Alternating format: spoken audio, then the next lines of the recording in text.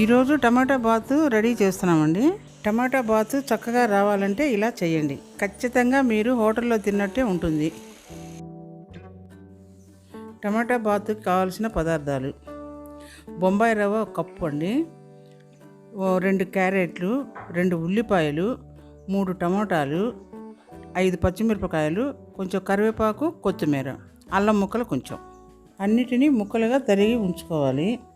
మీరు కొత్తగా మా ఛానల్ చూస్తున్నట్టయితే వెంటనే ఇలా సబ్స్క్రైబ్ చేసుకోండి. చేసుకున్న తర్వాత గంట సింబల్ని నొక్కండి. అలాగే వీడియోని లైక్ చేయండి. ఇప్పుడే ప్రతిరోజు మేము పెట్టే వీడియోలన్నీ చూడవచ్చు. ఇప్పుడు స్టార్ట్ చేద్దాం. ముందుగా స్టవ్ ఆన్ చేసి కడాయి పెడుతున్నాను. కడాయి వేడెక్కగానే కప్పు ఆయిల్ పోసి వేడి చేసుకోవాలి. ఆయిల్ వేడెక్కిందండి. పోపు దినుసులు వేస్తున్నాను.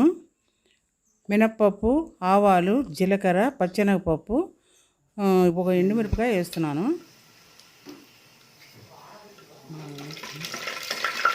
ఉల్లిపాయలు వేస్తున్నాను.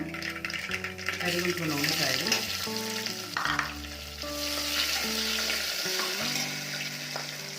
పచ్చిమిరపకాయలు,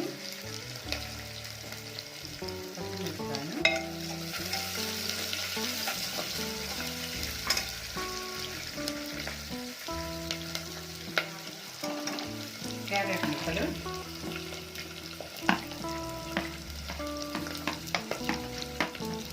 అల్లం ముక్కలు కూడా బాగా కలుపుకోవాలి.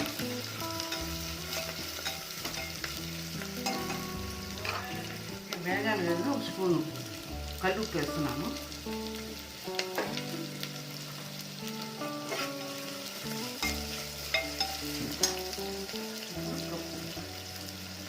టమాటాలు వేస్తున్నాను.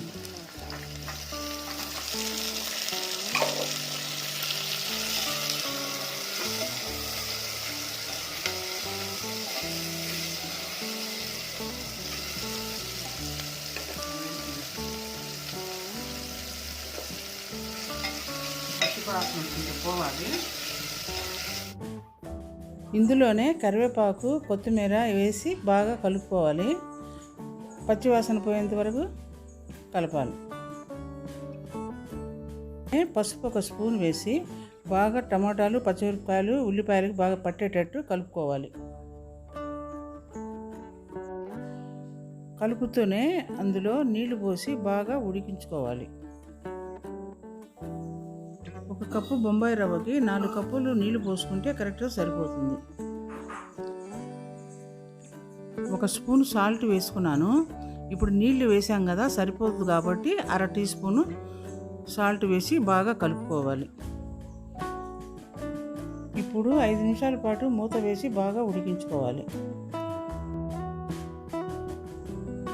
చూడండి, బాగా ఉడికింది. ఇప్పుడు బొంబాయి రవ్వని కొంచెం కొంచెం వేసుకుంటూ బాగా కలుపుకుంటూ ఉండాలి. జాగ్రత్తగా కలుపుకోవాలి, లేకుంటే ఉండలు కడుతుంది.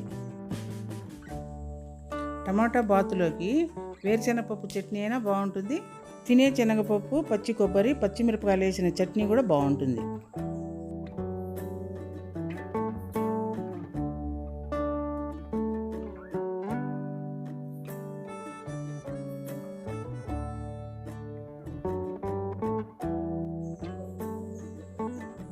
బాగా కలిసిపోయింది. మూత పెట్టి 3 నిమిషాలు సిమ్లో పెట్టి ఉంచుదాం. టమాటా బాతు రెడీ అయిపోయింది. చూడండి, చాలా బాగా వచ్చింది. ఇలా చేసుకోండి, మీ ఇంట్లో అందరికీ నచ్చుతుంది.